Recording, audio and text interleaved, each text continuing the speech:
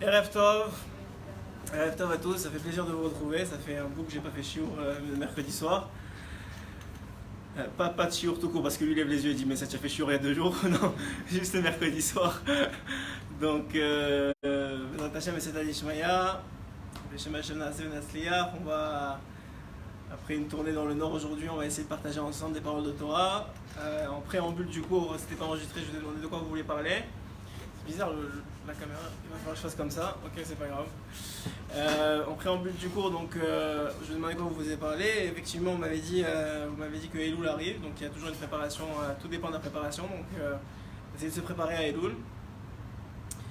Alors, je vais pas vous faire un cours sur la tchouva, parce que d'abord j'en ai déjà fait un lundi soir, donc vous pourrez le consulter. Mais surtout parce que j'ai un public jeune, enfin le mercredi soir c'est un public qui est quand même assez jeune, vous n'êtes pas encore marié. Et je sais pas vous, mais moi quand j'étais plus jeune, si on voulait me rentrer dedans, ben je fuyais. Donc j'ai pas envie de vous rentrer dedans ce soir, ça m'intéresse pas. Donc on va essayer de trouver une approche plus différente de comment on pourrait servir Hachem pendant Elul pour faire tchouva, parce que quand même c'est le principe des Elul, c'est-à-dire faire tchouva, ça veut rien dire faire tchouva, ça veut dire se rapprocher de Dieu. La tchouva, comme vous savez, c'est yashuv et revenir vers Dieu. Donc tout le principe de la tchouva, c'est simplement d'avoir un sentiment de proximité avec un beaucoup plus fort que hier, c'est tout. C'est ça que ça veut dire. Donc pas seulement un sentiment, mais qui s'exprime évidemment dans les actes, que vous vous sentiez plus proche, c'est une chose, mais que comment vous savez si ce sentiment il est positif, c'est quand il vous mène à vous motiver plus pour faire mieux, pour faire différemment d'hier, pour essayer d'avancer dans votre avodat Hashem, d'ajouter dans vos mitzvot, de vous motiver à vous réveiller le matin pour les garçons, vous motiver à faire plus de shiur et Torah pour les filles, etc. etc. Donc ça s'appelle le retour vers Dieu. Ça s'appelle la tchouva. Et en vérité, il y a des milliards de façons de revenir vers Dieu. Et peut-être il y a autant de façons que d'hommes juifs et de femmes juives dans le monde. Parce que la porte de la tchouva, en tout cas au minimum, la porte de la tchouva, au minimum, il y en a 12, nous dit Rabbi Nachman, c'est-à-dire les 12 tribus. C'est au moins, en fonction de votre tribu, vous n'avez pas la même porte, ça c'est déjà une chose. Et après ça, individuellement, en fonction des vies antérieures, en fonction de qui ont été vos parents, enfin qui sont vos parents, que Dieu leur prête longue vie jusqu'à 120 ans, mais qui sont vos parents, qui sont vos frères et sœurs, c'est quoi les humiliations que vous avez subies quand vous étiez jeune, ou les tristesses, ou les déceptions. Alors Hachem, il joue avec ça. Il joue avec ça, il sait qu'est-ce que vous avez besoin, il sait, par exemple, une femme qui va se marier et qui est née pour être mère, et qui n'a pas encore fait de tchouva, eh ben, il va retarder un peu la naissance. C'est une façon pour lui de toucher le point faible de la personne qui est en face, pas pour lui faire mal, mais parce que c'est la seule façon de la rapprocher. Et que autrement, si c'était pour l'argent ou pour autre chose, elle ne la toucherait pas cette personne-là. Mais avoir un enfant, ça c'est sa raison d'être depuis qu'elle est petite. Donc il sait, Hachem il sait que il va lui donner tout ce qu'elle veut jusqu'à 20 ans, la réussite professionnelle, le mariage, tout ça, ça va. Et puis quand il va falloir avoir un enfant, ben, Hachem va faire en sorte que les choses vont être plus compliquées.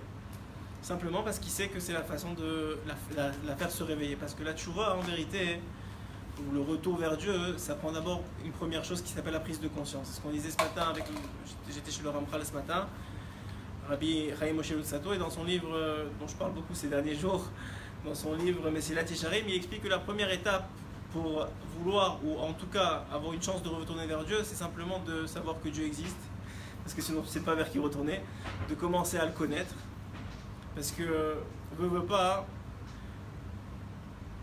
si vous ne savez pas c'est qui, ou si vous ne le connaissez pas, personne ne le connaît vraiment, hein. On s'entend, même les plus grandes sadikim, peut-être Rabbi Nachman, il a Moshe Rabbeinu et Rabbi Shimon Bar Yochai et tout ça, eux ils ont une notion beaucoup plus claire de ce que c'est, qui est Dieu, mais pour nous, on a une image, vous savez, la Torah dit que Dieu, il a plusieurs fonctions face au peuple d'Israël.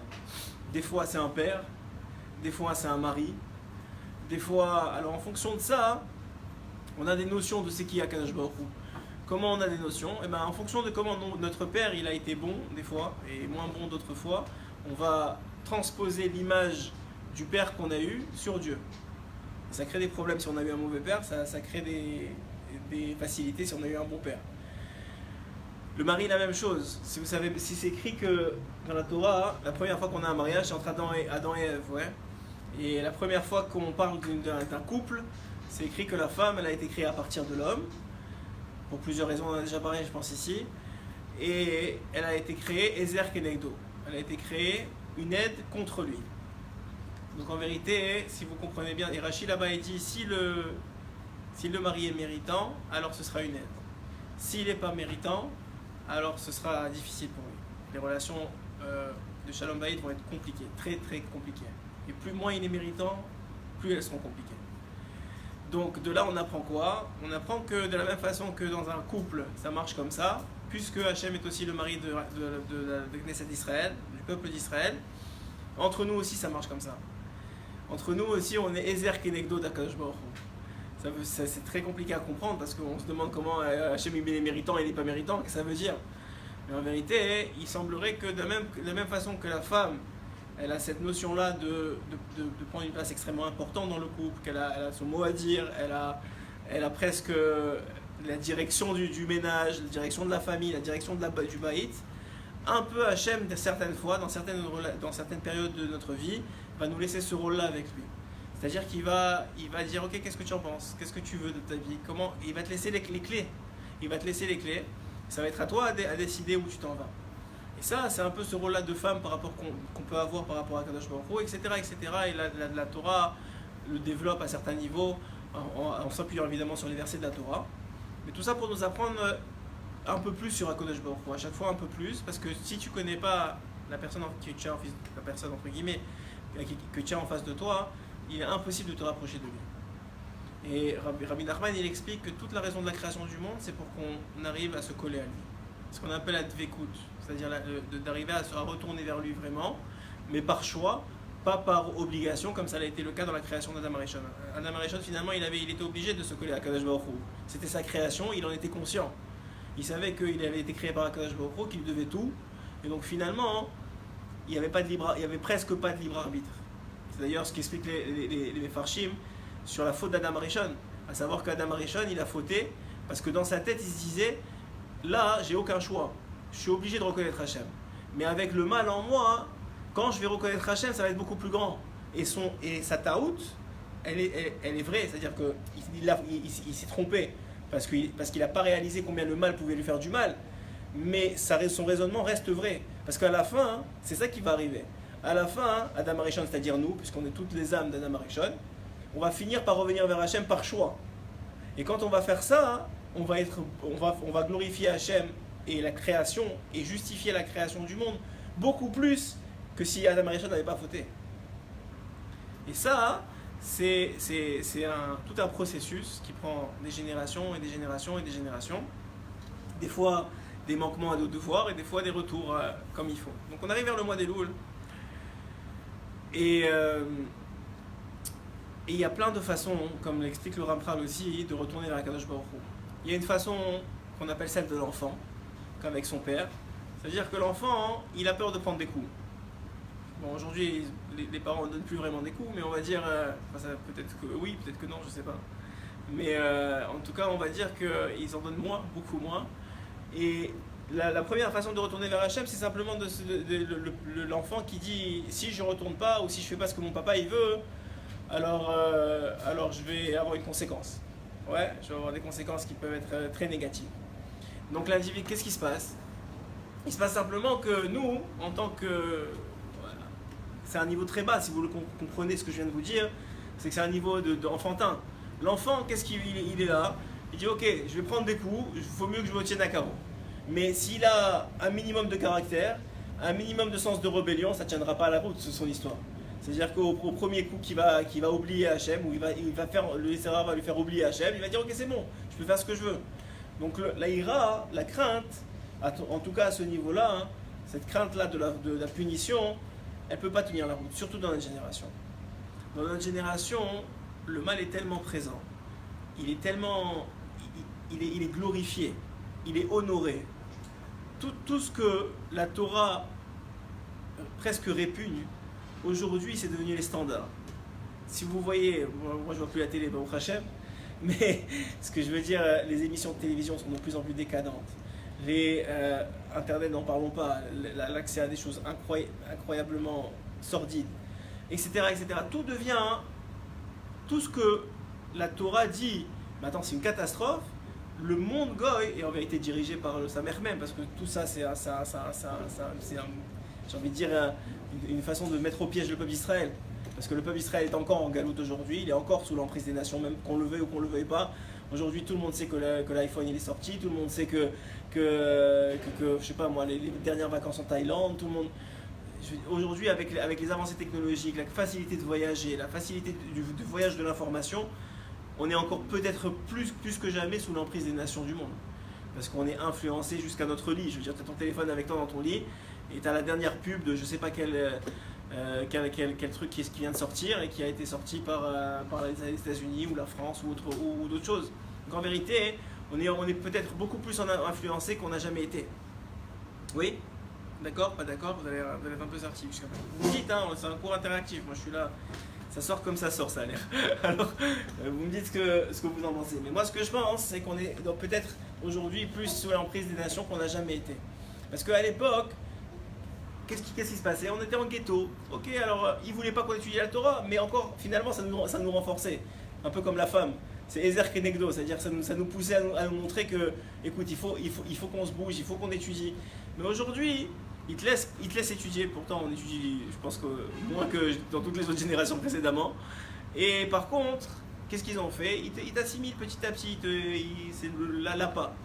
Donc on voit de là que Béhémet, dans notre génération, c'est presque impossible que la crainte de la faute seule nous fasse revenir vers Hachem.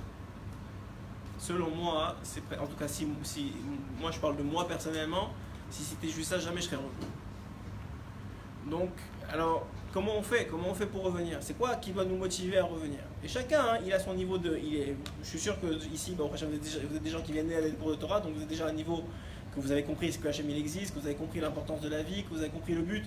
Mais à chacun, on a une évolution, on a des traits de caractère qui n'arrivent pas à se réparer, on a des angoisses, des peurs qui font qu'on voit qu'on a des manques de Emouna. On est tous à un niveau différent, mais personne ici n'est Rabbi Nachman ni Rav Kanievski même.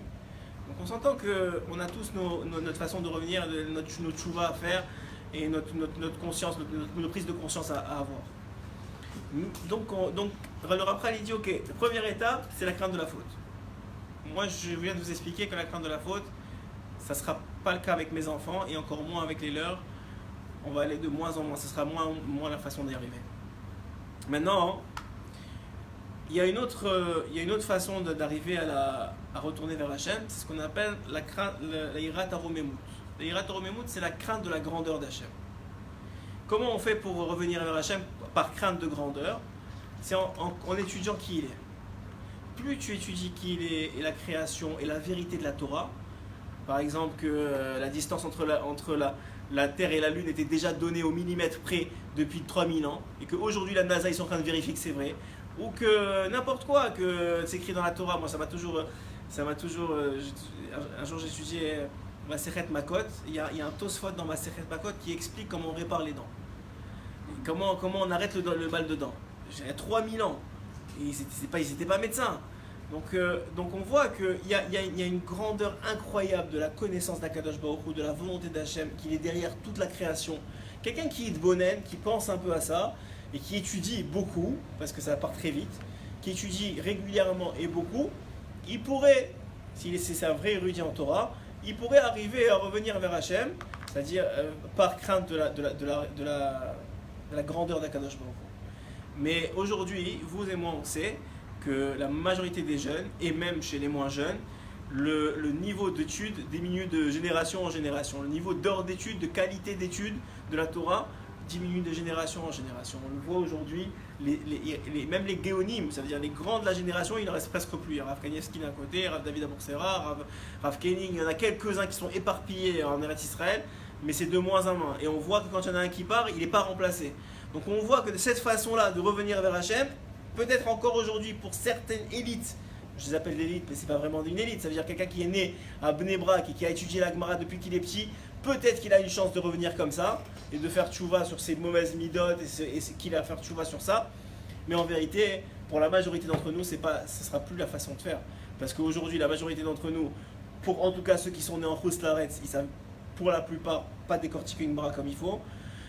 L'hébreu, c'est une quatrième langue pour eux, après l'arabe, le français et l'anglais. Donc qu'est-ce qui reste? Donc on voit que cette façon-là aussi, ça n'a pas l'air que ça va être la façon d'y arriver. Ouais. Donc ces deux façons, c'est les deux façons qui sont nécessaires. Je ne dis pas qu'ils ne doivent pas, mais seuls, selon moi, et selon mon étude, et selon Rabbeinu Akadosh, de ce que j'ai compris de lui, c'est pas la façon d'y arriver.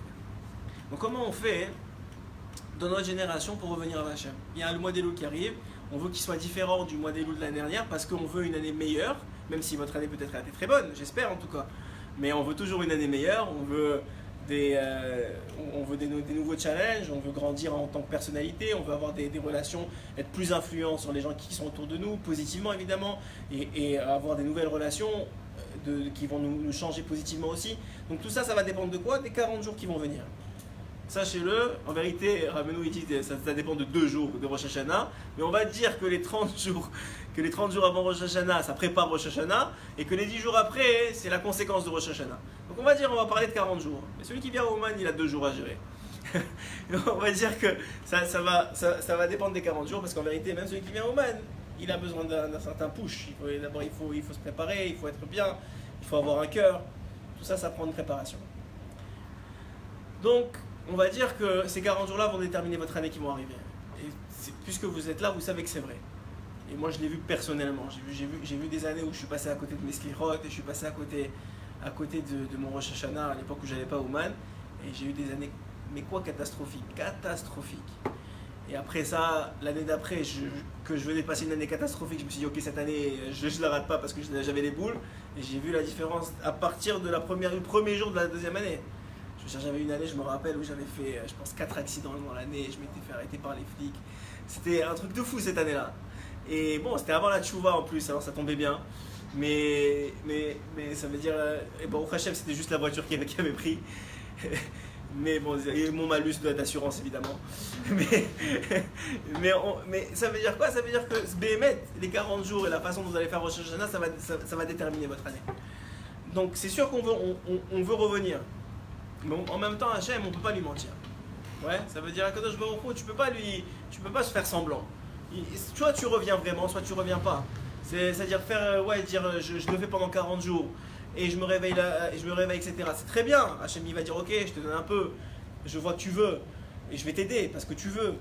Mais si intérieurement il n'y a pas ce changement déjà dans les 40 jours qui sont passés, ça va être très difficile de le créer dans l'année qui va suivre parce que après les Yamim Noraïm, après Sukkot, etc., on reprend les cours pour vous ou le travail pour d'autres, on reprend la vie quotidienne et là on se retrouve avec les mêmes conflits interpersonnels avec les gens qu'on n'a pas aimés avant Yom Kippour et avec les mêmes relations avec enfants-parents et avec les mêmes relations hommes-femmes.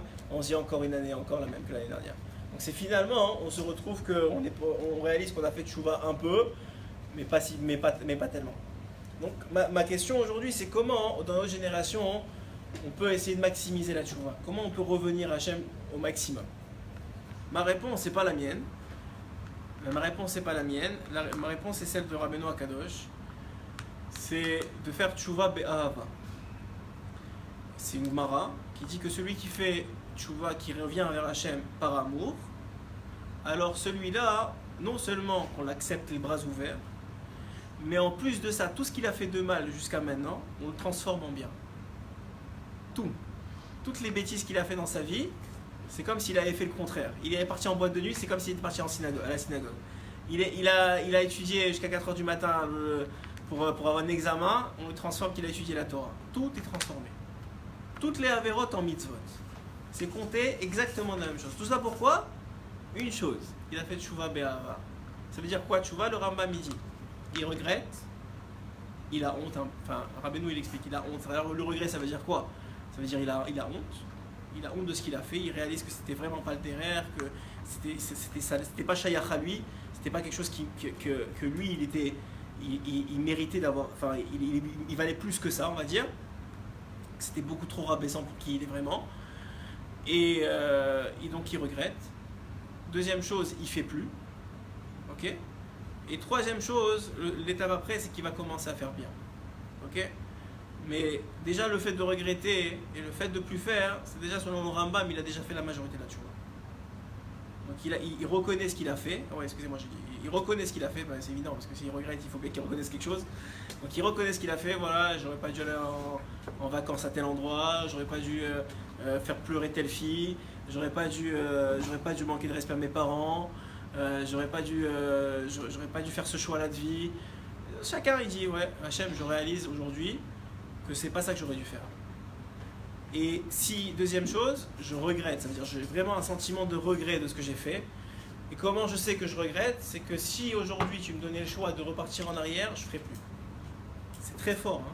Parce que la plupart on dit ouais, je n'aurais pas dû faire, mais si on te donnait l'occasion de le refaire, tu retombes. C'est-à-dire si on te remettait vraiment, on faisait retour pas dans le futur mais dans le passé, ouais, tu fais retour dans le passé, tu retombes. Donc ça veut dire que tu n'as pas vraiment regretté. C'est très bien, chacun à son niveau, mais le vrai regret c'est que le gars, il se retrouve dans la même situation, à la même époque, il ne le referait pas.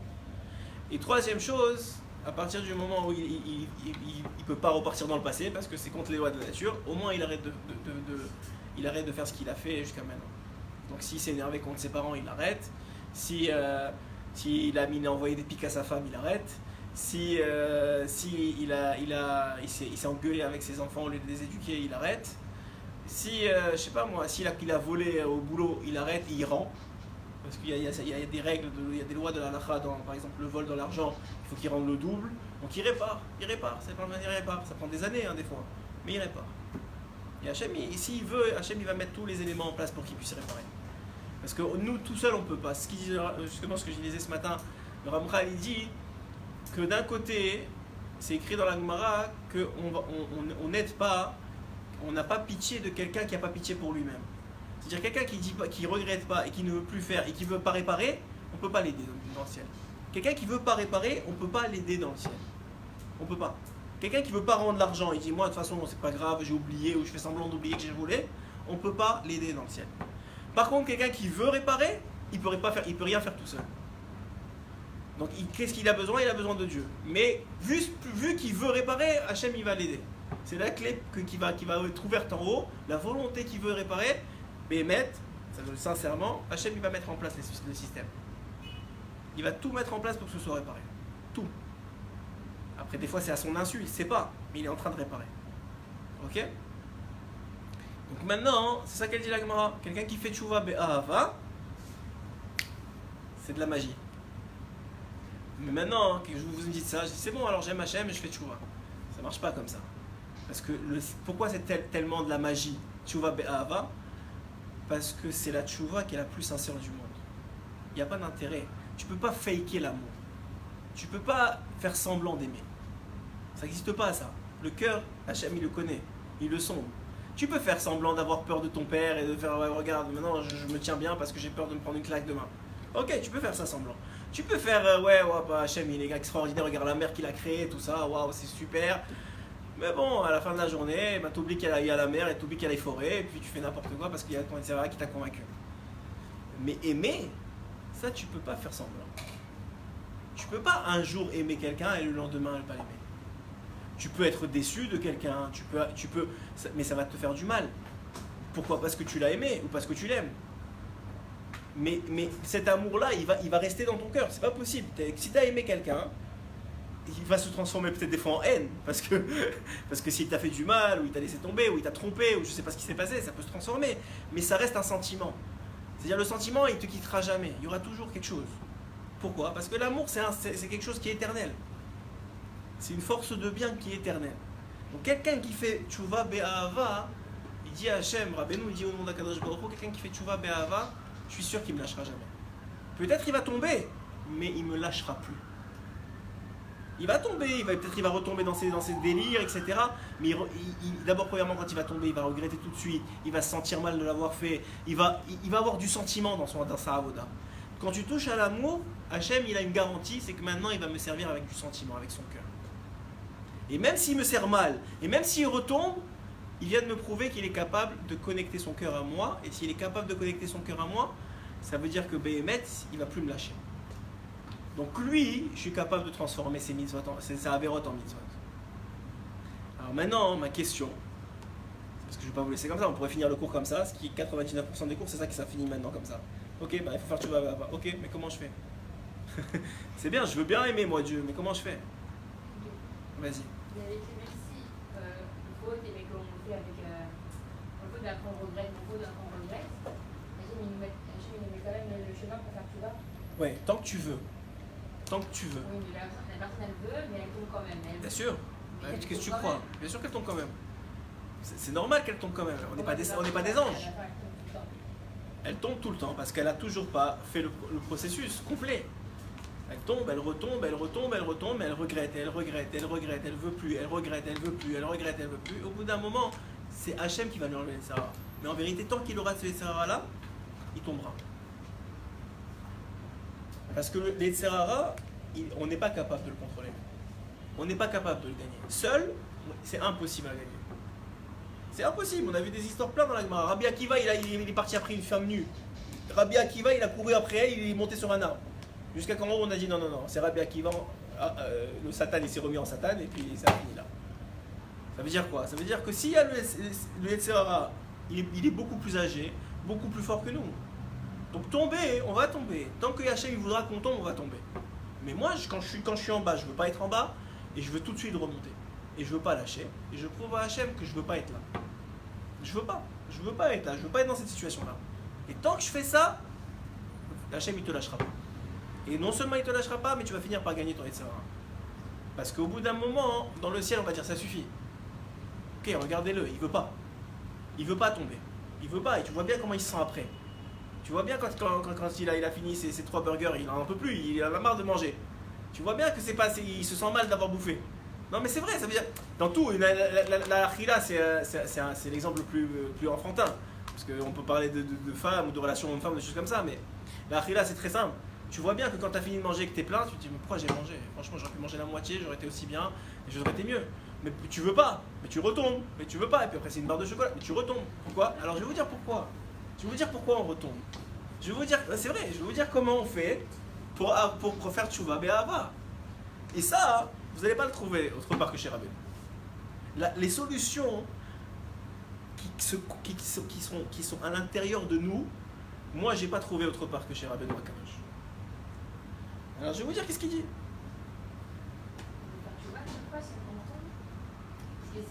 Bien sûr, chaque faute que tu fais, même involontaire, même truc, il faut que tu fasses chouva. Il faut que tu dises je ne voulais pas. C'est fatigant. Au bout d'un moment, tu vas tellement être fatigué que tu vas plus vouloir fauter. Si tu tiens bon, tu vas dire ok c'est bon, je vais pas, moi, comme ça je vais pas, faut pas faire chouva, j'ai pas encore 3 heures à passer à dire pardon. Et tu vas arrêter. Mais il faut tenir bon. On dirait que c'est pas une chouva sans ça parce qu'après on retombe. Non, retomber, c'est ça le truc, c'est que le Yetzirah, il te fait croire que puisque tu retombes, tu vas jamais y arriver. Donc c'est pas pour toi. C'est pas pour toi la tchouva. Tu vois bien, ça fait 15 fois que tu retombes. Donc ça veut dire que c'est pas pour toi la tchouva. Mais ça c'est du Yetzirah. C'est juste du Yetzirah parce que Yetzirah c'est lui qui te fait tomber, et tes pulsions ou tes envies, etc. Je sais pas moi, tu prends mon fils, il a 7 ans, ouais, et tu prends un colosse, et tu viens et tu le pousses, et il se relève, et tu le repousses, et il se relève. Mais c'est normal qu'à chaque fois qu'il est poussé, il tombe, il a 7 ans. Tu vois, le gars il est un colosse, et tu dis quoi? Alors lui qu'est-ce qu'il va dire? Il va dire c'est bon, je vais plus me relever, et à chaque fois que je me relève, il me pousse. Ouais? Mais non, et c'est pas qu'Hachem il veut pas ça de nous. Il dit relève-toi. Au bout d'un moment, non seulement toi tu vas grandir, parce que tu vas grandir au bout d'un moment, ouais. Et en plus de ça, à chaque fois que tu te relèves, ce que toi tu sais pas, c'est que lui il rapetissait. Toi tu te relèves, lui il rapetissait. Mais lui il est tellement grand que tu réalises pas qu'il a perdu 1 centimètre entre la dernière fois et cette fois-ci. Tu sais pas. Tu sais pas que lui il a perdu 1 centimètre. Et lui, bien sûr il le montre pas. Tu sais, c'est comme les boxeurs, ils ont pris un coup aux côtes, ils sont cassés, mais le gars il va jamais te dire qu'il a mal, parce qu'il sait que si tu sais qu'il a mal, tu vas retaper dans les côtes. Donc lui c'est la même chose. Quand toi tu t'es relevé, tu l'as fait perdre 1 centimètre, mais toi tu le sais pas, et lui il le sait. Mais tu te relèves, et tu te relèves. Et au bout d'un moment, vous êtes à équité.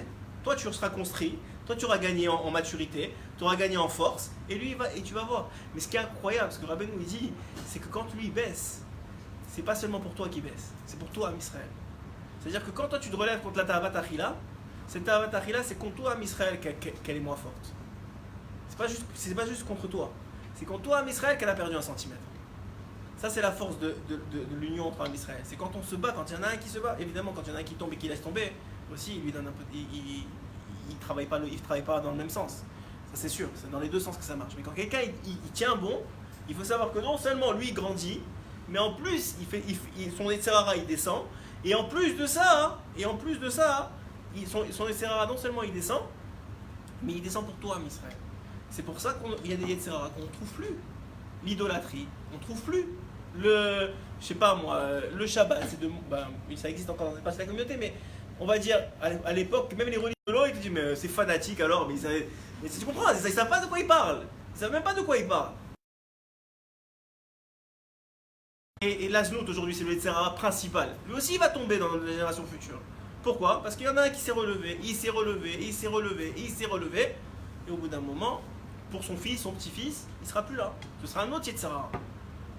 Et vous verrez qu'à un moment donné, il y a toujours un nouveau Yetzirara. C'est écrit dans la Gada de Pessah que toutes les générations, il y a un nouveau roi qui vient et qui veut nous agresser. Ouais. C'est qui ce roi? C'est le Yetzirara. Il y a un nouveau Yetzirara qui rentre à chaque génération. Le iPhone, il a amené un nouveau Yetzirara. Avant c'était la télé, avant c'était l'avion, avant c'était, je sais pas moi, les relations hommes-femmes dans les bureaux. Je sais rien, mais ça veut dire qu'à chaque fois, il y a un nouveau Yetzirara qui rentre. Aujourd'hui, même si tu parles mal à une femme dans un bureau, mais t'es dehors. C'est-à-dire, avec les lois, c'est fini. Il y a plus de Yetzirara là. Avant, les hommes, c'était eux qui dirigeaient les bureaux, alors ils faisaient n'importe quoi là-bas. C'est-à-dire, les Yetzirara, ils changent. Pourquoi? Parce qu'ils sont pas parce que il est plus fort, au contraire, parce que celui-là, tu l'as battu. Ok? Bon, ça c'est pour répondre à ta question. Maintenant, on revient à la première question. Oui, vas-y. On a toute la soirée. Moi, je suis arrivé en retard, je peux me compenser. Il n'y a pas de problème. Tu dis que quand on fait Tchouva, toutes les mauvaises actions deviennent de bonnes actions. Non, il faut arrêter de faire les mauvaises choses. Oui. Il faut commencer à faire du bien. Parce que ce que je disais lundi soir pour ceux qui étaient là, c'est que la tchouva, c'est le retour vers Dieu. C'est qui retourne vers Dieu? Deux choses qui retournent vers Dieu. La faute, elle retourne vers Dieu. C'est-à-dire que l'ange qui a été créé par la faute, il doit être retourné en ange du bien. Ok, ça c'est un premier retour. Mais le vrai retour vers Dieu, c'est quand l'individu retourne vers Dieu. Alors, quand toi tu regrettes et tu dis je ne veux plus faire et tu dis Hachem je t'aime et c'est fini, qu'est-ce qui retourne? Les deux, ouais. Mais en vérité, pas les deux. Ce qui retourne vraiment, c'est l'ange. L'ange du noir qui a été créé, soit il est détruit, soit il est transformé. Détruit si tu l'as fait par peur, soit il est transformé en ange blanc si tu l'as fait par amour. Ok, le retour. D'accord? Mais toi, t'es pas encore retourné. Pourquoi? Pourquoi t'es pas encore retourné? Parce que quand tu fais une faute, la faute, elle t'a changé. Ok? Tu n'es plus la même personne qu'avant la faute. Ouais, il y a plein d'histoires. Le Chafetz Chaim, c'est une histoire que je raconte tout le temps. Le Chafetz Chaim, à son époque, presque personne était Mechal Shabbat. Ouais, presque personne. La première fois qu'un gars était Mechal Shabbat, il l'a vu, il a commencé à pleurer. Premier Shabbat, il l'a vu, il a dit waouh, c'est une catastrophe, j'ai vu ça. Deuxième Shabbat, au début, il n'a pas pleuré. Et après ça, il a commencé à pleurer pendant 5 jours ou 6 jours, je ne me rappelle plus de l'histoire, mais beaucoup plus que la première fois. Et ses élèves sont venus voir la Chafetz Chaim et ils ont dit je comprends pas. La première fois, vous avez pleuré, je sais pas moi, 2 jours. Après ça, vous n'avez pas pleuré, et après ça, vous avez pleuré pendant 5 jours. C'est quoi la logique? Il dit la première fois, j'ai pleuré pour lui. La deuxième fois, j'ai pleuré pour moi. Pourquoi? Parce que la première fois, j'ai pleuré parce que lui, il a transgressé Shabbat. La deuxième fois, j'ai pleuré parce que quand j'ai vu un gars qui a transgressé Shabbat pour la deuxième fois, c'était déjà normal pour moi. J'ai plus pleuré. Donc là, j'ai pleuré pour moi que c'est devenu normal pour moi de transgresser Shabbat. Et ça, tu peux trouver plein d'histoires. Ça veut dire que quand tu fautes, ou quand même pas toi tu fautes, quand tu vois la faute, mais encore plus quand toi tu fautes, ça te change. Tu deviens insensible à la réalité qui t'entoure, à la vérité qui t'entoure et à Dieu lui-même. C'est ça qu'elle fait la faute, c'est qu'elle met des écrans entre toi et Dieu. Donc plus tu fautes, plus il y a des écrans. Donc moins tu sens Dieu. Ok? Donc t'arrêtes de fauter, ouais. Donc tous les anges sont devenus blancs, très bien. Mais toi, vraiment, tu sens pas plus Dieu qu'hier. Bon, tu as eu un réveil, tu as fait tchouva, tu veux, etc. C'est bien, c'est super. Mais qu'est-ce qui va faire en sorte que maintenant tu vas retrouver Dieu dans ta vie? C'est quand tu vas commencer à faire le bien. C'est ça qui va te faire reconnecter. C'est très bien d'avoir plus de barrières et que tu n'as plus d'écran entre toi et Dieu. Ok, mais tu sais pas c'est qui et tu n'as pas connecté avec lui plus. Ouais, c'est-à-dire les éléments ils sont maintenant là, il n'y a plus d'interférence, mais tu n'es pas connecté mieux. quand est-ce que tu vas reconnecter? C'est quand tu vas commencer à faire des mitzvot, tu vas commencer à faire du bien, tu vas commencer à bien parler, à plus de dire des gros mots, à plus t'énerver, à plus, je sais pas moi, tout le système. À commencer à te lever le matin pour faire la tefila, à prier 3 fois par jour, à donner la tzedaka, etc., etc. Tout ça va faire que tu vas devenir une bonne personne. Et cette bonne personne-là, tu ne peux pas la devenir sans Dieu. Donc tu vas reconnecter avec Dieu. Okay, donc le retour, il se fait après la tchouva en vérité, de cet ange-là. Il y a 2 étapes de tchouva. Ça dépend. Be'ahava, non. Be'ira, oui. Rien, tu deviens nickel. Alors ce chiot, je vous dis, il vaut la peine d'être écouté. Parce que je ne sais pas encore arriver à la réponse. Ouais. Hein? Le tchouva, oui, oui. Si c'est la tchouva be'ira. Bien sûr. Ira, il y a des isurim à payer. Il y a des isurim, comment on dit isurim? Des épreuves ou des... Non. Il y a des isurim. Parce qu'il y a des isurim, la Gemara a dit il y a 2 types de isurim. Des isurim pour payer les fautes et des isurim be'ahava. Il y a des gens, il y a des tzadikim qui reçoivent des épreuves. Isurim, c'est plus que des épreuves, c'est des... Comment on dit isurim en français? Aidez-moi. Isurim, c'est plus que des épreuves, c'est des souffrances. Ouais. Ils se reçoivent des souffrances be'ahava. Ça veut dire quoi be'ahava? Par exemple, l'exemple connu, c'est celui de Rabbi Yochanan dans la Gemara qui a enterré 9 fils. Ok? Ça s'appelle les souffrances be'ahava. Bon, c'est toute une sugia dans la Gemara, il faut l'étudier. Mais lui, il n'a pas fauté, c'est pas parce qu'il avait fauté. Et lui, il était au niveau de prendre ça. Nous, quand on l'entend, on s'évanouit. Mais lui, il était au niveau de prendre ça. Ok? Oui, tu avais une question? Non, c'était plus parce qu'avec Hacher ce matin, il avait dit qu'il y avait des fautes. Il y avait des fautes que même après, pour être exaucée, enfin, elle peut être pardonnée avec une mort. Oui, bien sûr. Et la Be'ahava, c'est-à-dire qu'on saute de l'état. C'est pas les fautes Be'ahava, c'est pas la tchouva Be'ahava qui fait. La tchouva Be'ahava, elle efface. C'est terminé. Maintenant, il y a des fautes. Si tu n'as pas fait tchouva complètement, ou que tu as fait tchouva Be'ira, alors à ce moment-là, la Gemara a dit, si c'est des fautes, on peut rentrer dans ça si tu veux.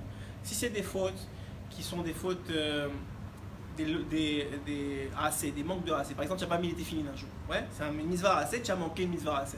Alors, Kippour il arrive, c'est terminé. Ok, tu as jeûné, tu as fait tchouva. C'est-à-dire, tu as dit plus jamais de ma vie, je vais rater les téfilines, je vais me réveiller tous les matins, je m'excuse Hachem, j'ai honte qu'un jour j'ai pu pas me connecter avec toi à travers les téfilines, maintenant je comprends c'est quoi les téfilines, j'ai étudié les téfilines, plus jamais je fais. Ok, très bien. Et en plus, dans ta tête, pourquoi tu le fais? Parce que c'est le jour de Kippour et que tu n'as pas envie de prendre une tannée l'année prochaine. Donc tu dis, ok, c'est bon, je fais tchouva comme ça. Donc là, qu'est-ce qui se passe? Kippour, il passe, c'est terminé. On a oublié que tu n'as pas mis les téfilines. Ok? Maintenant, la deuxième chose, c'est les mitzvot lota'ase. C'est-à-dire, on t'a dit, mange pas du porc. Mais toi, tu étais avec une copine, bon ça c'est encore pire, non, tu étais avec un copain à la fac et je sais pas, il t'a convaincu, tu sais pas comment c'est arrivé, il t'a convaincu de goûter son sandwich, ok? Et le gars, bon, alors il a mangé du porc, pas toi, quelqu'un il a mangé du porc, ok? Ça, une mitzvot lota'ase. Ça, les mitzvot lota'ase, ce qui pour ça suffit pas. Qui pour ça suffit pas, il faut en plus de ça avoir des souffrances qui vont avec. Ok? Il faut réparer, etc. Et après ça, tu as des souffrances. Maintenant, tu as des avérotes qui sont au-dessus de des lota'ase. L'exemple que donne la Gemara, c'est le chilul Hashem. Quelqu'un qui a une kippa sur la tête et qui commence à crier ou à insulter dans la rue, qui se bat dans la rue. Ok? Celui-là, ça s'appelle un chilul Hashem. En public, pas juste il y a une personne qui l'a vu ou sa voisine, c'est pas la fin du monde ça. Mais vraiment un truc public, le gars il s'est pas retenu ou bien il a volé et maintenant c'est que tout le monde sait qu'il a volé. Ok, alors que le gars il s'est dit religieux, ouais, ça s'appelle un chilul Hashem. Ça, il faut faire tchouva, il faut que Kippour y passe, il va avoir des souffrances et en plus de ça, il faut qu'il meure. Quand il va mourir, pas tout de suite là, mais quand il va mourir, c'est là où on va lui pardonner. S'il a vraiment fait tchouva, hein. C'est-à-dire si le gars il a plus jamais recommencé, il a plus traité personne mal, ou bien il a plus jamais volé de sa vie, au contraire il a donné la tzedaka, il a créé une organisation pour réparer, il est vraiment fait tchouva le gars, ok? Et bien la mort elle va l'expier. On va pas lui rappeler après sa mort, ah t'as fait ça. Parce qu'il n'y aura pas d'ange. C'est quoi? Ça veut dire quoi qu'on expie une faute? Ça veut dire que l'ange qui a été créé, il est détruit. Ok? Maintenant la beauté dans la hava, hein, c'est que l'ange il est transformé en bien. Il existe toujours, il n'est pas détruit. Okay? Cet ange-là, il existe toujours, sauf qu'il est blanc. Hein? Dans ce cas-là, il faut quand même la mort, et après il devient blanc. Non, il est blanc. Tu as fait tchouva, il est blanc. Même si c'est un chilul Hashem, on fait avec Ahava, ça va mourir. Non, il n'y a pas besoin de mourir. Tout le monde va mourir. Non, mais bon, par rapport aux Mais- situations. Peut-être tu peux dire, la vérité c'est que la Gemara elle en parle pas à ce point-là précisément. Peut-être tu peux dire que ok, avec la mort il va devenir blanc et qu'il ne deviendra pas blanc parce que la Gemara elle dit aussi qu'un homme ne peut pas se faire confiance jusqu'au jour de sa mort. Donc j'imagine que la tchouva, on décide si tu as fait vraiment tchouva ou pas quand tu as fait tchouva à 25 ans ou à 30 ans, quand tu es parti de ce monde. On dit ok, lui il a fait tchouva par amour, vas-y on transforme tout. C'est possible qu'on attend ce moment-là. J'ai pas vu où c'est dans le Zohar ou ailleurs où c'est écrit comme ça. Mais ça fait du sens. Ok? Bon, on peut répondre à la question quand je pars d'ici. Alors, j'ai dit, comment on fait pour faire Tchouva Be'ava? Comment on fait pour faire Tchouva Be'ava? Comment on fait pour transformer ces anges noirs en anges blancs? Comment on fait pour réveiller le cœur? Ouais? Alors, Rabbeinu il donne la réponse, écoutez bien. Écoutez bien. Je vais vous donner, la vérité, je vais vous donner un exemple d'abord et après je vais vous donner la réponse. Hier j'étais... ça arrive. C'est le suspense. Ça. Quoi, c'est mieux qu'à... C'est pour expier les fautes des films que vous avez vus. Alors, ça... et que j'ai vu moi aussi un jour dans ma vie. Malheureusement. Alors, donc, hier j'étais avec mes enfants dans un parc et à ce moment-là, je sais pas, à la fin, il fallait les rhabiller et tout ça. Bon, il fallait les changer, les rhabiller. Donc, on était dans la section homme, parce que ça part séparé. On est dans la section homme. Et il y a un Breslev, bon, Hachem, parce que tu peux faire ces choses-là. Il y a un Breslev qui vient me voir à la fin, quand je les ai tous rhabillés et tout ça. Il me dit, franchement, t'es vraiment un super bon père. Maintenant, la vérité est c'est pas pour vous dire que je suis un super bon père, parce que je fais plein de bêtises aussi. mais c'est-à-dire à ce moment-là, j'ai pris de la patience, j'étais mon truc, et bon, lui il était là, il était avec son fils, il dit ouais, en plus j'avais les quatre parce que moi j'avais des garçons et tout ça. En tout cas, je vous fais ça à court. Mais pourquoi je vous dis ça? Parce que j'ai pas réalisé tout de suite. Pour moi, ça va ok, j'ai continué. J'ai dit merci beaucoup, il m'a fait sourire un moment, et puis je continue. Après, en rentrant dans la voiture, j'ai dit, si on savait que Hachem, au moment où on fait ça, il te dit t'es un super bon père, mais tu serais tout le temps un super bon père. Parce que juste le kiff de savoir que Hachem te dit t'es un super bon père, mais t'as envie d'être un super bon père. Parce que tu réalises que Hachem, il est en train de te dire t'es quelqu'un de génial. Ouais, tu veux pas être quelqu'un. Personne veut être quelqu'un de nul. Ouais, personne veut dire putain, mais t'es un nul de père, franchement, comment ça se fait qu'Hachem t'a donné des enfants, sérieux? Non, personne veut ça. Même celui qui crie et qui s'énerve, il se voit de l'autre côté et il dit mais je suis nul. Ouais, je veux pas être comme ça. Bon, après ça, il y a dans tout. Mais je veux pas être comme ça.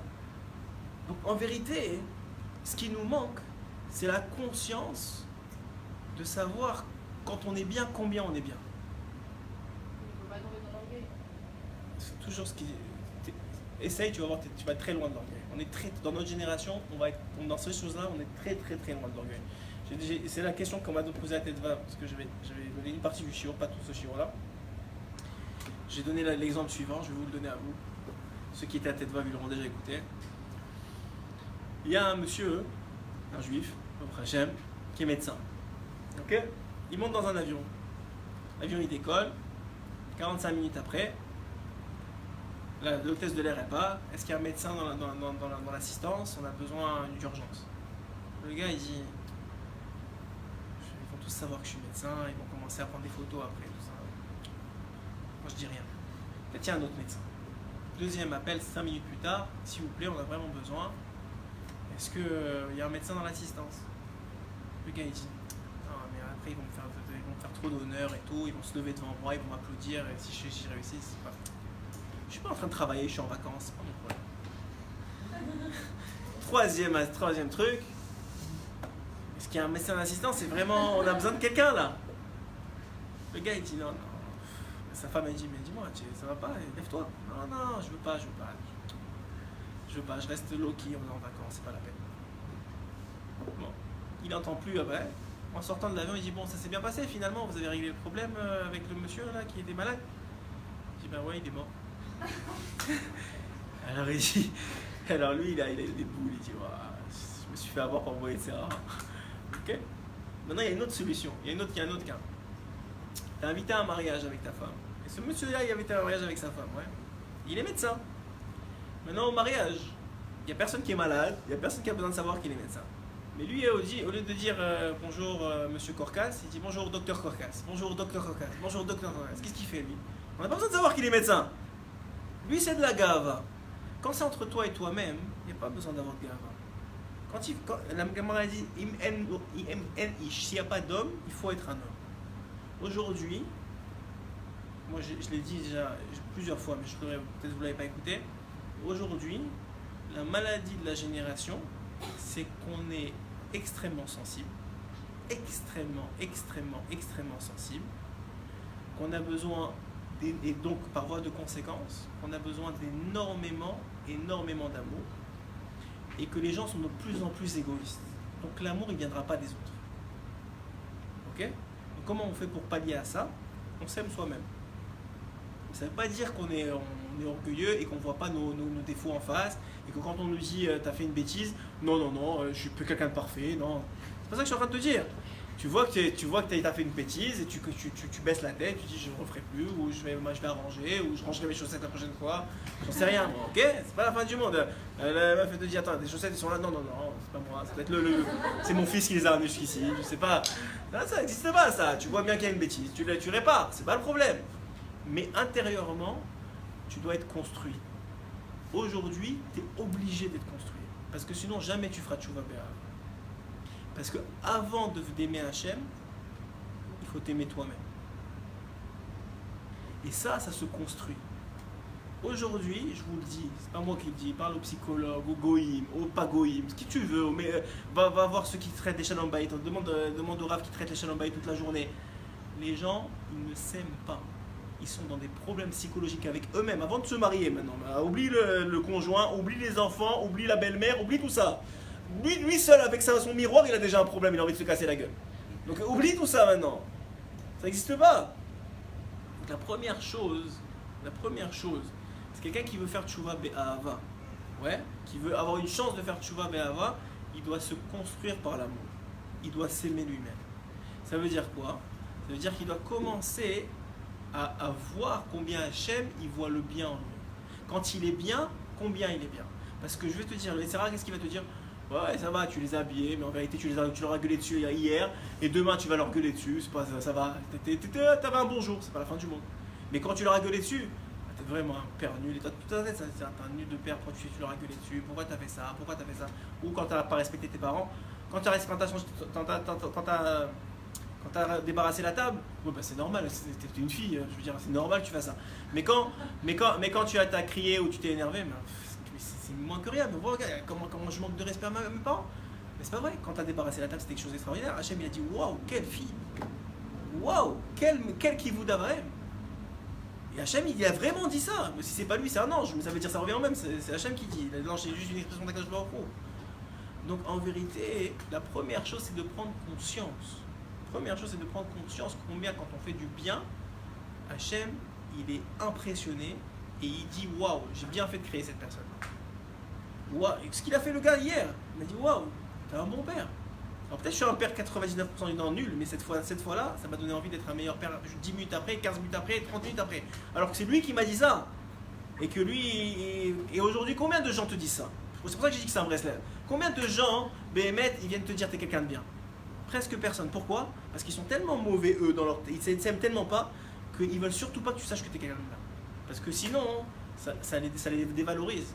Les gens, ils sont pas bien avec eux-mêmes. Donc qu'est-ce qui se passe? Ils voient que les défauts des autres. Pourquoi? Parce que ça les conforte. Ah, lui aussi, il est nul. On est tous nuls. Ouais, on va faire une compétition, tout le monde est nul, c'est génial. Ouais, c'est ça qui se passe. Le gars, il est nul. En tout cas, il croit qu'il est nul. Il est pas nul du tout. Il a plein de choses superbes. Mais il croit qu'il est nul parce que il s'est tombé dans son Yitzhara de dire mais ouais, regarde tout ce que je fais de mal, tout ce que je suis pas bien, etc. Donc le gars, il pense qu'il est quelqu'un de nul. Donc maintenant, qu'est-ce qui se passe? Il peut pas supporter qu'il y ait quelqu'un de bien. Parce que ça veut dire que c'est possible. Ça veut dire que je suis encore plus nul. Donc ça marche pas. Donc qu'est-ce qu'il va dire? Ouais, regarde, lui aussi il s'énerve avec ses enfants, lui aussi il respecte pas ses parents, lui aussi ça. Et tout de suite, il va rentrer quelqu'un, ouais, lui aussi il s'habille mal, ou lui aussi il a pas. Tout de suite il va voir le défaut qui va.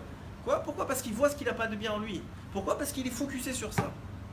Alors c'est le contraire qu'il faut faire. Il faut être focus. Rabbeinu il dit il faut être focusé, c'est-à-dire il faut focuser, c'est un terme québécois. Il faut être concentré. Il faut être concentré sur le bien. Ça veut dire le bien, il faut lui donner une place énorme. J'ai fait un truc incroyable, j'ai débarrassé, je suis une fille extraordinaire. Hachem, il est content de moi. Ça, c'est énorme. Et quand il y a quelque chose qui ne va pas, tu donnes pas une disproportion. Il y a quelque chose qui ne va pas, on va le régler. C'est pas, ouais, je suis nul, je suis la fin du monde. Écoute, c'est vraiment, ma mère elle doit regretter de m'avoir mis au monde. Non, ça n'existe pas, ça. Ok, c'est pas. Non, mais je te dis, il y a des. Il y a dans des familles, quand tu vois les conflits parce qu'il a amené une femme que la mère elle ne veut pas, c'est la fin du monde, on dirait que ça y est. Donc tu vois que il y a des gens, ils donnent énormément de pas des gens, le Yetzer Hara, il donne énormément de proportions au mal et très peu de proportions au bien. Rabbeinu il te dit fais le contraire, parce que Hachem ce qu'il fait c'est le contraire. La vision d'Hachem elle est complètement à l'opposé du Yetzer Hara. Il donne énormément de valeur au bien. Une mitzvah, elle peut t'éclater des milliards de avérotes. Elle peut t'éclater des milliards d'avérotes. C'est vrai qu'une avéra aussi, elle peut attaquer des mitzvot. Mais bon, en tout cas, une mitzvah, elle peut éclater des milliards de avérotes. Des milliards, ouais. Il y a certaines avérotes que c'est un problème. Et même avec ça, avec ce que Rabbeinu il a dit sur la Zera Vatala, etc., aujourd'hui ça va mieux. Mais selon, si tu lis le Zohar, tu veux plus dormir la nuit.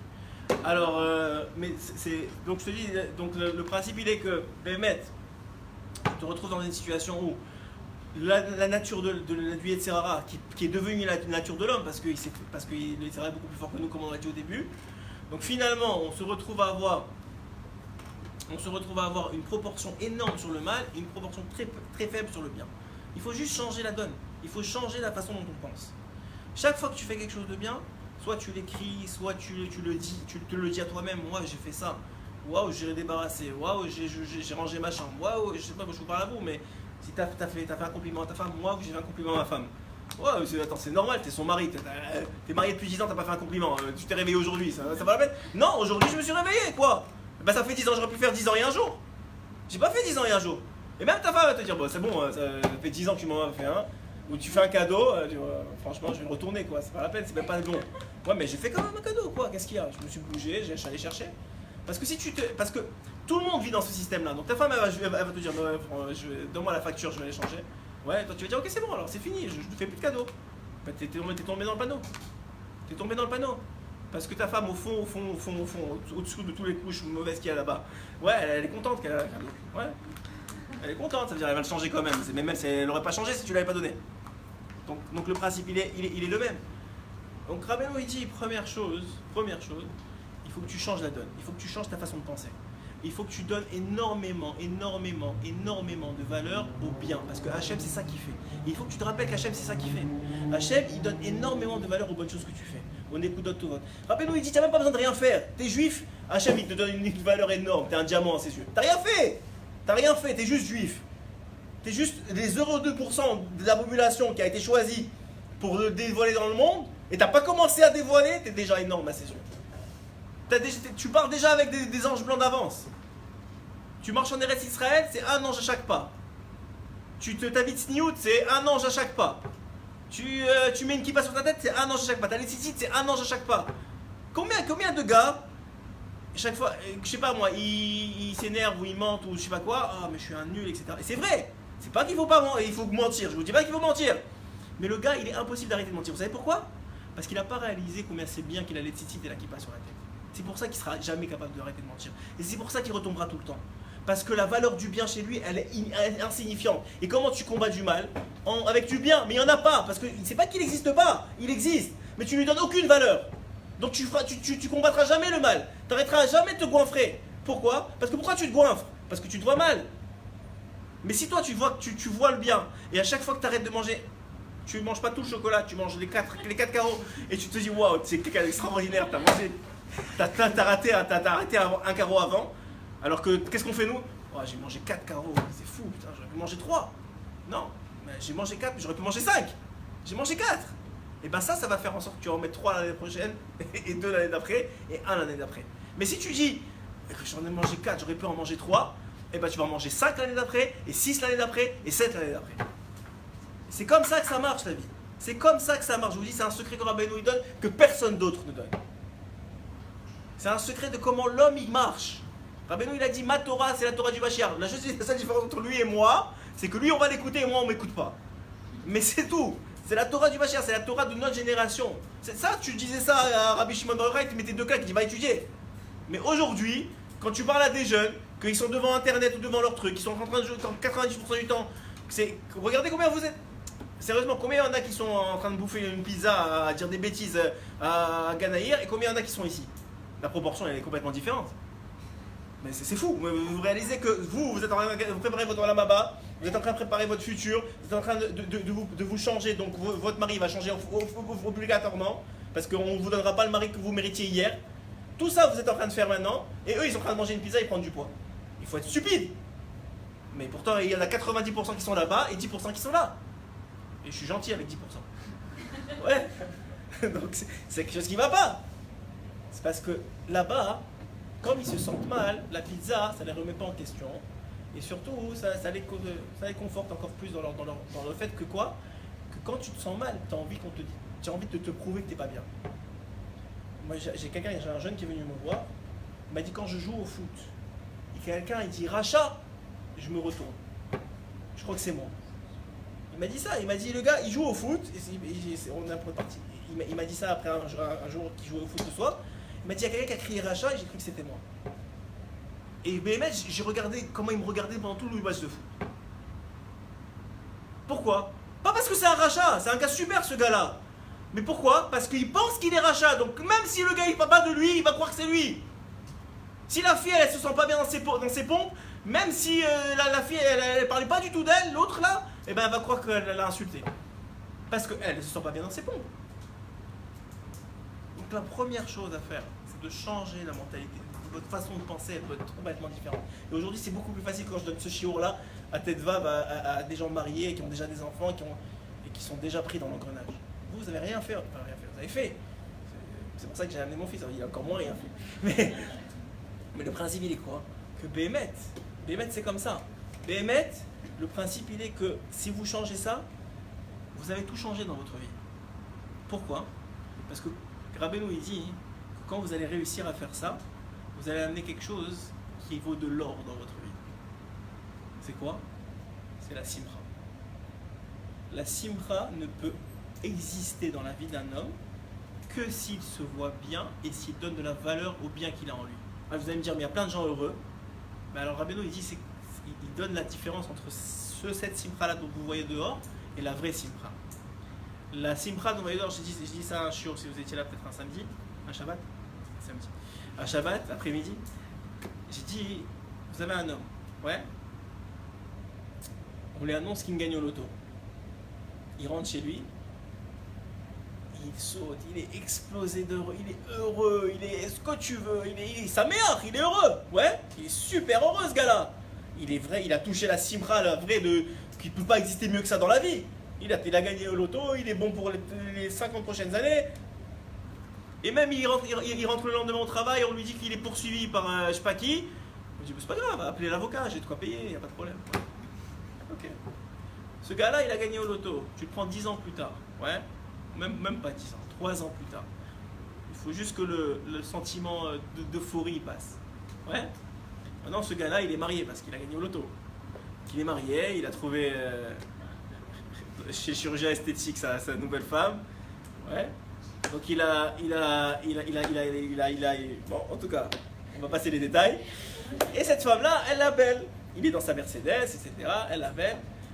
Elle lui dit, écoute, j'en ai marre. Ça fait 15 ans que je te... Non, pas 15 ans. Ça fait 2 ans que je te dis, s'il te plaît, range tes affaires. J'en ai marre. Moi, je me retourne chez ma mère. J'en ai marre. Parce qu'ils sont juifs tous les deux. Alors, j'en ai marre. Je retourne chez ma mère. Je peux pas continuer comme ça. Tu crois que c'est que ton argent qui gagne Non? Y a pas? J'en ai marre. C'est pas parce que tu as de l'argent que tu vas commencer à te comporter n'importe comment. Il raccroche. Comment il se sent ce gars-là? Il se sent comme une chaussette. Okay? Il se sent comme une chaussette. Mais pourtant, attends, ce gars-là, il a gagné au loto il y a 3 ans. Pourquoi il n'est pas heureux de ce gagnage de loto comme quand il a gagné, qu'il a dit appeler l'avocat? Pourquoi? Parce que c'est pas de la vraie simcha. Ça s'appelle la simcha d'esclave, il appelle ça Rabbeinu. Et tu es esclave de ta vie. Si ta vie, tout le monde t'adule, tout le monde t'applaudit, t'es heureux. Si t'applaudis, si on te jette des pierres, t'es pas heureux. Ça s'appelle pas de la simcha, il dit Rabbeinu ça. Ça c'est de la simcha d'esclave, c'est pour l'égoïsme, c'est pas pour nous. La vraie simcha d'être libre, c'est la simcha dont je vous ai parlé. Celui qui s'est construit et qui a donné de la valeur à ses nekudot tovot, il appelle ça comme ça, mais vous pouvez appeler ça comme vous voulez. Le fait qu'il soit juif, qu'il fasse des mitzvot, qu'il soit quelqu'un de bien, qui s'est travaillé, qui s'est pas mis en colère alors que son Yetzirara il l'a tué pour se mettre en colère, qui voulait sortir un pic à sa copine, qu'elle voulait sortir un pic à sa copine et qu'elle s'est retenue, qu'elle voulait envoyer chez ses parents et qu'elle s'est retenue, et qu'elle a donné de la valeur à ça. Waouh, j'aurais pu les envoyer chez, je les ai pas envoyés chez.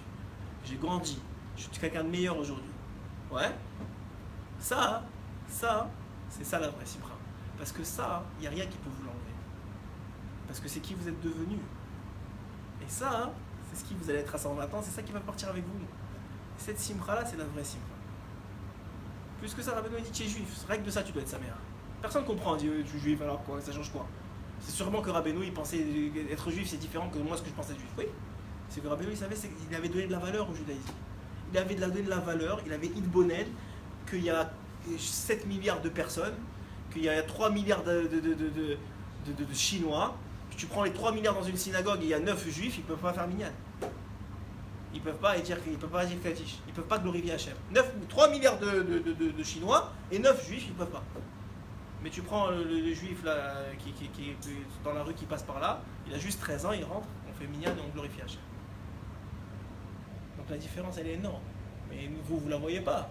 Ouais, parce que la télé, l'internet, etc., le mal c'est flashy. Ça a l'air bien. C'est comme le gars qui a gagné aux 3 millions. Tu l'as pas vu 2 ans après avec sa femme en train de se faire jeter des pierres. Tu l'as pas vu lui. Tu l'as vu juste quand il est sorti avec le chèque. Ouais. T'as pas vu quand toute sa famille s'est rebellée contre lui parce qu'il n'a pas donné assez. T'as pas vu ça. T'as vu juste le gars, il est sorti, il avait 3 millions dans sa main. Ça s'appelle pas de la simcha ça. Quelqu'un qui acquiert la vraie simcha, hein, lui, il a grandi. Lui, il va être quelqu'un de fort.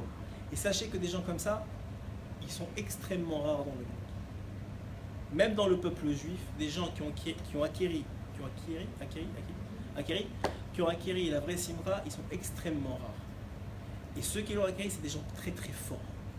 C'est des gens énormes qui, après ça, prennent des responsabilités énormes dans le peuple d'Israël et que le peuple d'Israël, il s'attache à eux. Tous les grands tzadikim, ils ont acquéri la vraie simcha. Ce pas des gens qui ont été épargnés par les épreuves, par les difficultés, bien au contraire. Et pourtant, ils sont restés attachés à la Torah, ils sont restés attachés à l'étude, ils sont attachés aux valeurs familiales. Ils sont des parents extraordinaires. Ils sont des maris géniaux. Pourquoi? Parce qu'ils ont travaillé ça. David Améler lui-même, il a fauté, ouais. Il a fauté, il n'était pas bien. Ouais, avec Bathsheba. Ouais. Il a fauté. La Gemara a dit, vous savez, que tout celui qui dit que David Améler a fauté, il n'a pas fauté. Pourtant, lui, il s'est senti comme s'il avait fauté. Mais quand même, dans Télim, qu'est-ce qu'il dit? Il dit non, je veux rester avec toi. Tout ce que je te demande, c'est d'être avec toi. Je veux rester avec toi. Même si j'ai fauté, c'est pas vraiment fauté. On va trouver une solution. Pourquoi? Parce qu'il se sentait bien. Comment tu peux chanter sinon? Tu peux pas chanter à Hachem. Rabbeinu dit pourquoi on parle pas à Hachem? Pourquoi on fait pas Hitbodedut? Parce qu'on s'aime pas. Parce que Hitbodedut, c'est quoi? C'est toi avec toi-même. Est-ce que tu aimes passer du temps avec des gens que tu n'aimes pas? Tu n'aimes pas passer du temps avec des gens que tu n'aimes pas. Donc tu passes pas du temps à faire Hitbodedut. Parce que tu t'aimes pas.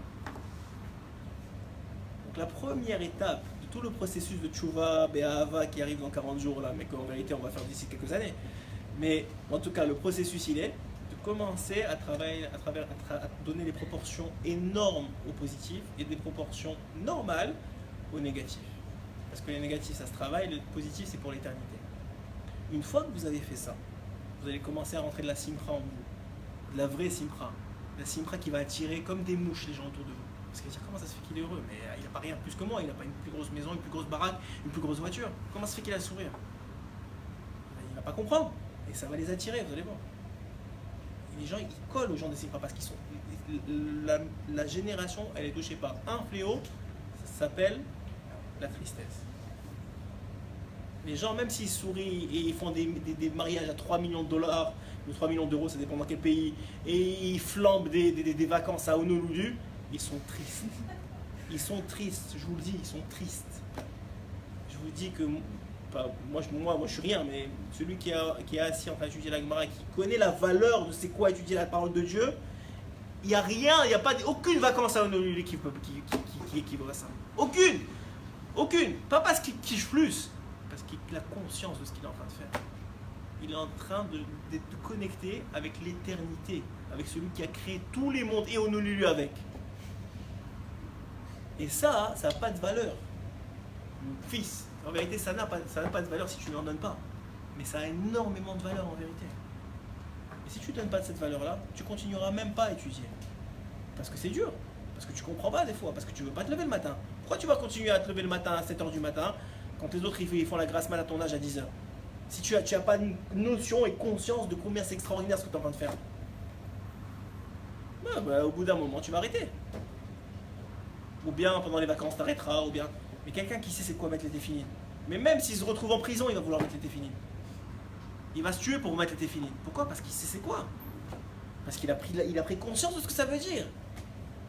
Et surtout, ça lui a apporté du bien.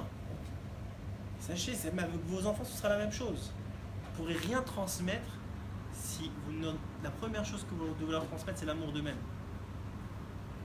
Comment vous faites ça? Vous leur donnez des doses énormes de seringues de positivisme. Vous fermez les yeux sur le négatif, ce qui est très difficile. Moi, je peux le premier pour le dire que nous, on est tout le temps, surtout les Marocains. Non, je rigole. En tout cas, toujours tous les juifs de façon générale. Parce que l'Etzara est plus fort chez nous, on voit toujours ce qui ne va pas, et pourquoi il a pas fait ça comme ça, pourquoi il n'écoute pas, pourquoi ça, pourquoi si. Mais en vérité, les enfants, il faut savoir que les enfants, ils grandissent. C'est quoi l'eau qui fait grandir l'arbre? C'est ta vision positive de lui. Comme pour toi. C'est la deuxième partie. Une fois que tu auras travaillé, maintenant vous êtes jeune, vous n'êtes pas encore marié. Une fois que tu auras travaillé, que tu t'aimeras, etc., premièrement, vous n'allez pas accepter d'être tocard comme mari. Parce que vous allez vous aimer, vous n'allez pas dire je peux prendre n'importe qui, ni comment on dit tocard en femme? Tocarde, ni des tocardes, ouais, ça veut dire vous allez prendre des gens bien, des gens et Hachem va vous envoyer des gens bien, c'est la première chose quand vous aurez fait ce travail-là. Une fois que vous serez marié, comment vous allez faire pour pouvoir construire votre conjoint avant d'avoir des enfants? C'est quand vous serez vous-même construit, parce que quelqu'un qui est détruit ne peut pas construire l'autre, il va juste détruire l'autre. C'est ce que je vous ai expliqué. Donc la première chose, pourquoi il y a tellement de problèmes Shalom Bayit? Parce que les deux sont détruits, ils détruisent l'autre en plus. C'est-à-dire lui, il est détruit, il détruit sa femme, et elle est détruite, elle détruit son mari. Comment vous voulez un Shalom Bayit? C'est impossible. C'est impossible. Et lui, il se sent super mal de qui il est. Donc il dit, ma femme, c'est sûr qu'elle est plus ligne que moi, parce qu'elle ne peut pas être meilleure que moi. Et lui, elle, la même chose, et ils se finissent en divorce. C'est normal. Et ceux qui finissent en divorce, ils finissent colocataires. C'est normal. Il n'y a personne qui valorise l'autre. Il débarrasse, mais c'est normal. Mais quand il rentre pas ses chaussettes, c'est la fin du monde. Maintenant, il débarrasse mon mari, mais c'est incroyable, t'as débarrassé aujourd'hui? Comme hier. Mais non, mais merci aujourd'hui. Hier, c'était hier, aujourd'hui, c'est aujourd'hui. Quelqu'un qui fait ça, mais il vit le paradis chez lui. Il vit le paradis, et son mari aussi, et sa femme aussi. Quelqu'un qui a fait qui a cuisiné avec son mari tous les jours, lui dit, ma femme, tu as cuisiné, merci. C'est comme hier, quoi. C'est comme Shabbat dernier. Non, mais cette fois-ci, tu as cuisiné pour moi, et c'est super bon. Même si c'est pas bon, mais c'est super bon. Ouais, ça je vous donne un truc idyllique, ça n'existe pas encore en vrai, ça, ne croyez pas. Même peut-être Rav Ben Sion Abba Shaul, Rav Ovadia Yosef, peut-être eux. Mais dans la génération qu'on est, c'est idyllique ce que je vous donne. Mais c'est ça qu'on veut atteindre. Alors peut-être si on veut dire merci tous les jours, peut-être on va le dire une fois par semaine. Si tu veux pas dire merci, c'est fini. 15 ans après, tu l'auras pas entendu ton merci. Comment tu construis l'autre? Quand tu es construit. Quand tu es construit, tu commences à construire l'autre. Une fois que tu as construit l'autre et que tu commences à avoir du positif chez l'autre et tu valorises le positif chez l'autre, à ce moment-là, tu vas construire tes enfants. Eux aussi, tu vas les valoriser. Tu vas construire leur positivisme et ils vont devenir positifs. Même les choses ça va se gommer. Une fois que tu as fait ça, tu vas atteindre le but ultime du monde. C'est quoi le but ultime du monde? C'est glorifier Hachem. Vous croyez vraiment qu'on peut faire tchouva be'ahava si on n'a pas fait ce travail-là avant? C'est impossible. C'est pour ça que la tchouva be'ahava, elle a tellement un impact important dans la Gemara qui dit que tout est transformé. Parce que quelqu'un qui a fait ce travail-là de positif sur lui-même et qui est quelqu'un de bon et de bien et maintenant, parce qu'il a vu le bien, il est encore meilleur et meilleur et meilleur et meilleur et meilleur. Et ensuite de ça, il fait du bien aux autres parce que maintenant c'est un bon mari ou c'est une bonne femme, c'est un bon père ou c'est une bonne mère parce qu'elle construit les gens autour d'elle, elle ne les détruit pas. Quand elle arrive devant Hachem, elle a un cœur. Puis elle peut faire tchouva be'ahava même si elle se trompe, même si elle se plante. Et à ce moment-là, c'est pas difficile de transformer l'ange noir en ange blanc. ça prend un travail avant. Si vous croyez qu'aujourd'hui on est à 3 jours des 40 jours, on va faire tchouva be'ahava, c'est du fake, ça n'existe pas ça. Vous allez commencer à vous aimer, vous allez commencer à donner énormément de valeur à ce qui est bien en vous et des choses que vous faites bien, énormément de valeur. Et vous allez tomber parce qu'un jour vous n'allez pas vous réveiller du bon pied et vous n'allez pas vouloir vous donner de la valeur aux choses et vous allez vous battre et vous allez quand même la donner parce que Yetzirah ne va pas vous lâcher, c'est le travail du Yetzirah ça. Rabbeinu il dit les points positifs, c'est ça les pierres du troisième Beth Amikdash. C'est ça les pierres du troisième Beth Amikdash. Quand vous allez dire waouh j'ai mis la kippa aujourd'hui, c'est ça, hop, il y a une autre pierre au Beth Amikdash. Mon fils, tu as mis la kippa, waouh. Je l'ai mis hier, je l'ai mis maintenant. Non, tu l'as mis aujourd'hui. Aujourd'hui, c'est pas hier. Plus grand. Tu aurais pu avoir un autre Yetzirah. Tu viens de construire encore un autre étage au Beth Amikdash. Ça, c'est les pierres du troisième Beth Amikdash. C'est ça la Géoula. C'est pour ça que Rabbi Natan il a dit j'ai déjà eu ma Géoula. Parce que j'ai fait ce travail-là pour moi et pour mon fils et pour ma femme et pour mes enfants. Ma Géoula pratique, elle est déjà là. J'attends juste que les autres ils se réveillent, c'est tout. Rabbi Natan, c'était l'élève de Rabbeinu.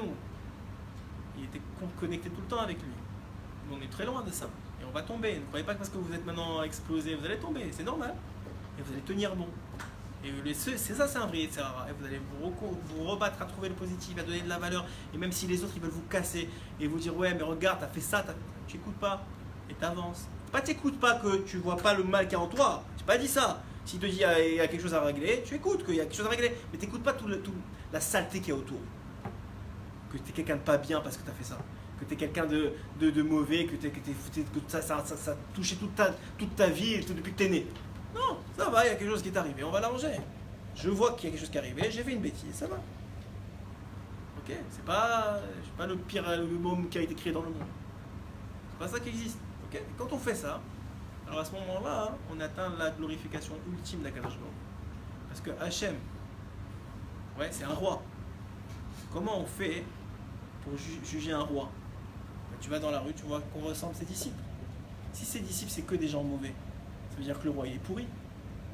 Et si ses disciples, c'est des gens bien, ça veut dire que le roi il est extraordinaire. Donc quand vous allez savoir que vous êtes des gens bien, vous allez devenir encore mieux. Et quand vous allez être parfait, eh ben on aura la glorification d'Hachem dans le monde. Voilà. C'était pas préparé, mais très bien sorti. Il faut toujours dire Anime Kacher Atzmi et Rabbeinu Akadosh. Toujours avant. C'est ça le secret. Chazak ou Baruch. Laïla Tov à tous.